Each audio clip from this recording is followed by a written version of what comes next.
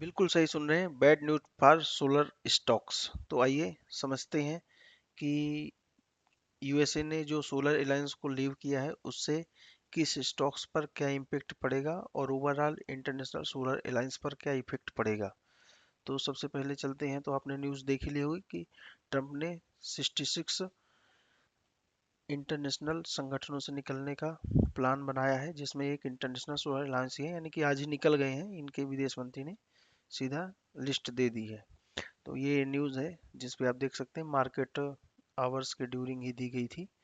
तो इसके आइए सबसे पहले समझते हैं कि आखिर ऐसा ये है क्या। तो international ISA sorry international solar alliance जो है 2015 में फ्रांस और इंडिया के द्वारा बनाया गया था, जिसको आपने पहले सुना होगा एक सूर्य एक ग्रिड, उससे पहले दिया गया था एक सूर्य एक बिजली करके मोदी जी के द्वारा। तो उस दौरान ऐसा हुआ था कि इनका 2030 तक का विजन था कि उसके ड्यूरेशन में 1000 बिलियन डॉलर का ये इन्वेस्टमेंट करेंगे सोलर एनर्जी को प्रोड्यूस करने के लिए।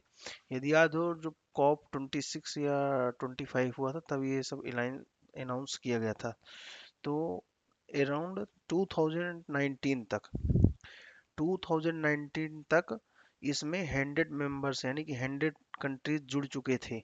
और यूएसए जो है, यूएसए 2021 में जुड़ा था। अभी यहाँ पे कहीं पर लिखा नहीं है, लेकिन मुझे याद है यूएसए 2021 में जुड़ा था। यदि अभी की हाल की डेट में देखें तो टोटल 126 कंट्रीज इसमें जुड़े हुए हैं, जिस पे आप देख सकते हैं कि यदि इधर पे जाएंगे ये मेंबरशिप वाले पोर्टल पे 126 कंट्रीज यस आ गए हैं, जहाँ पे आप देख सकते हैं कौन कौन सी कंट्रीज इस पे जुड़ी हुई हैं। यहाँ तक कि बांग्लादेश भी जुड़ा हुआ है। आप देख सकते हैं अभी सब कंट्रीज, बांग्लादेश हर जगह से पुल आउट किया है, लेकिन अभी तक इससे आईएसए इंटरनेशनल सोलर अलायंस से पुल आउट नहीं किया है।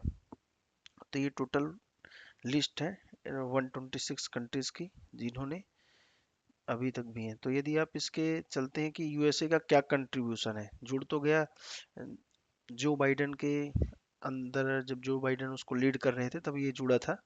तो अभी इसके यदि हम इधर पे जाएंगे सोलर फाइनेंस डाटाबेस, तो इस पे किस देश ने कितना खर्चा किया है इस पे, क्योंकि मेन यही है, इसी पे डिपेंड होगा कि जब यूएसए बाहर हुआ है क्या कंट्रीब्यूशन था, तो उससे क्या इम्पेक्ट पड़ने वाला है इस पूरे संगठन पे।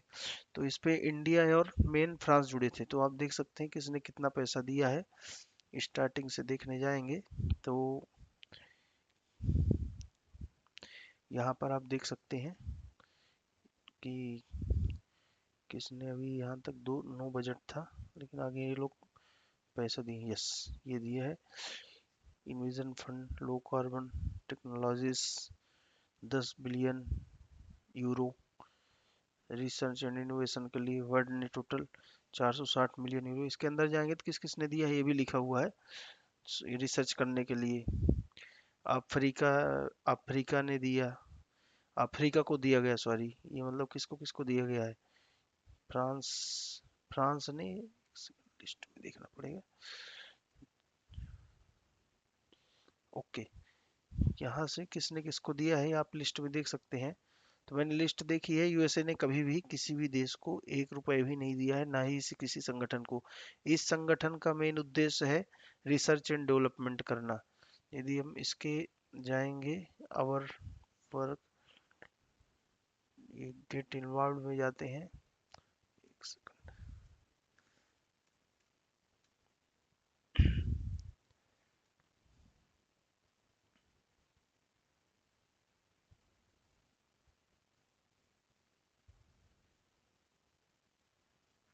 प्रोग्राम, हाँ मतलब इनके क्या क्या प्रोग्राम चलते हैं तो आप देख सकते हैं। Solar application for agriculture use, affordable finance at scale, scaling solar mini grids, मतलब ये कुल मिला के। Yes, green hydrogen, solar for green hydrogen, green hydrogen के लिए भी सोलर है। ग्रीन हाइड्रोजन भी इसी के तहत आया था। तो इस पे जो जो कंपनियां हैं उस पर इफेक्ट पड़ेगा। तो भी सबसे पहले चलते हैं कि पैसे देख लिए किसने। यूएसए ने आज तक कोई पैसे दिए नहीं, तो यूएसए के, जहाँ तक मेरा मानना है, यूएसए का तब तक कोई इफेक्ट नहीं पड़ेगा जब तक वो डायरेक्टली किसी कंपनियों पर प्रतिबंध नहीं लगाता है, तब तक कोई भी इफेक्ट नहीं पड़ेगा। तो जैसे आप ये देख लीजिए कि बिल्कुल ही जो कंपनियां लिस्टेड है उनमें मिनिमम इफेक्ट पड़ेगा। अभी यूएसए पुल आउट हुआ है तो उसके बाद भी 125 मेंबर बचते हैं, लेकिन ऐसा जहां तक मेरा अनुमान है कि यूएसए के निकलने के बाद कुछ और भी कंट्रीज हैं जो इससे बाहर होंगी यूएसए को देख करके, तो यह एक निगेटिव साइन रहेगा इस पूरे अलायंस के लिए। लेकिन कोई दिक्कत है नहीं, क्योंकि जब तक यूरोप खड़ा है, इसको यूरोप ही फंडिंग कर रहा है, कॉन्फ्रेंस ऑफ पार्टीज। और आप लोगों को पता ही है, जब से ट्रम्प जी आए हैं तो इससे सोलर के पीछे तो पड़े ही थे कि इसको हमको कोई लेना देना है नहीं, तो उस पर कोई फर्क नहीं पड़ेगा नहीं।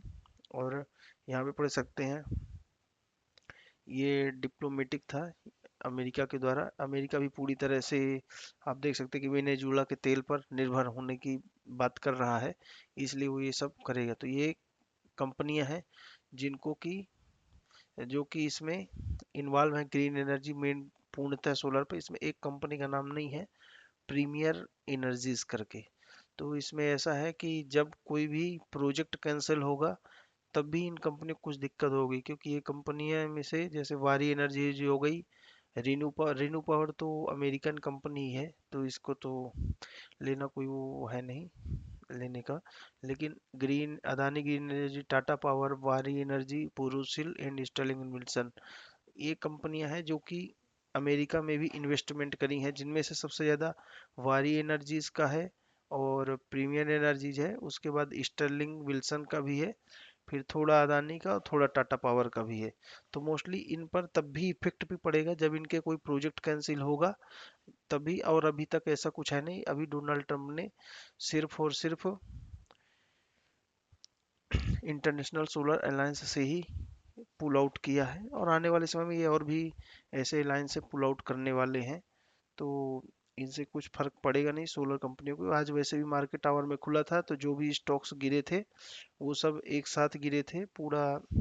जो 500% टैरिफ की बात थी उसके कारण कोई भी सोलर सेक्टर की कंपनी ऐसा एकाएक अचानक से गिरी नहीं।